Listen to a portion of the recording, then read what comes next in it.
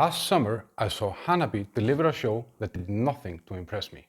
To their defense, they had some technical issues and a very bad daytime slot, and it somehow never took off.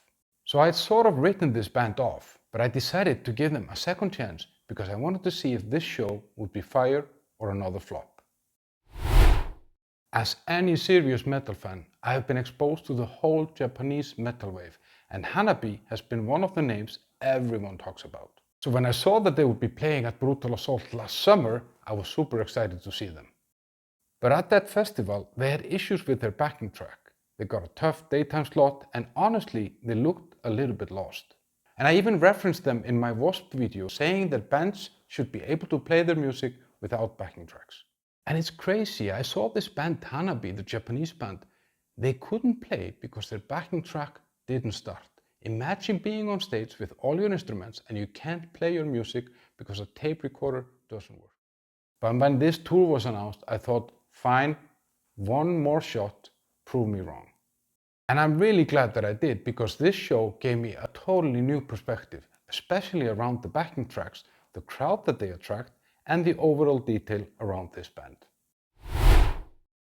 From the first riff, the place goes crazy.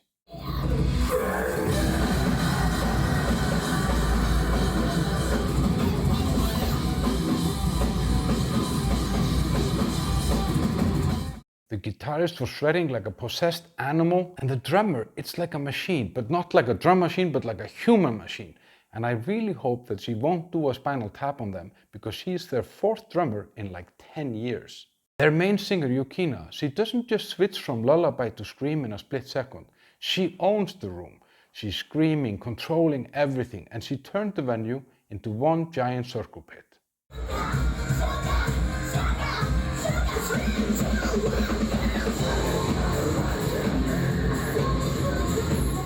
The show was 90 minutes long with 0 dead moments. You could almost not catch your breath. It was pure chaos, no mercy, and the sound, it hit like a wall. And I think I owe this band an apology, because those backing tracks are the only way to pull off these insane electronic layers live.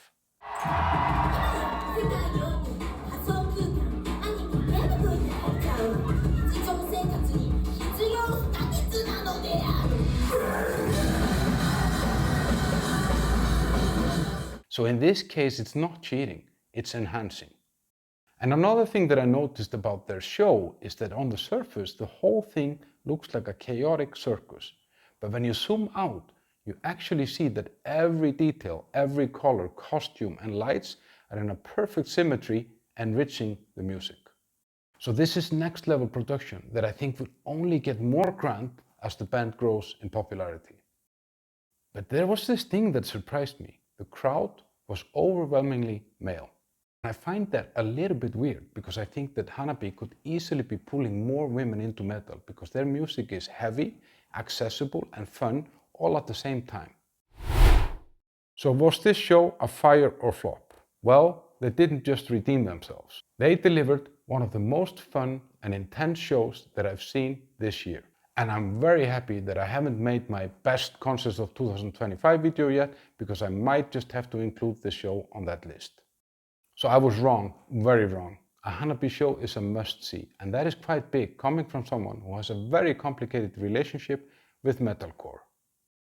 So have you seen Hanabie live? Let me know in the comments below how it was. And up here is a video with 5 Japanese bands that I consider to be some of the best bands from Japan right now.